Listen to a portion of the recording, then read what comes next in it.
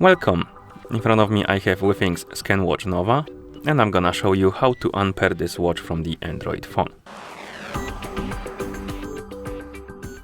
First thing we need to do is to open the Withings HealthMate application on the phone that is paired with our watch. So let's tap on the icon to open the application.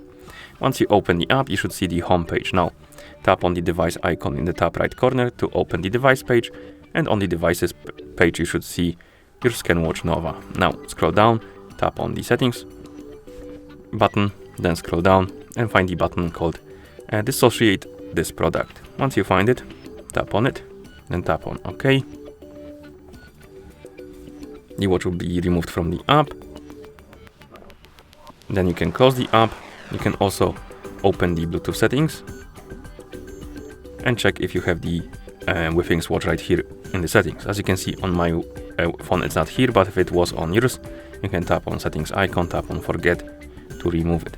And after a couple of seconds the watch will basically reset to the factory default settings, and that's how you unpair this watch from the Android phone. Thank you for watching. If you found this video helpful, please consider subscribing to our channel and leaving the like on the video.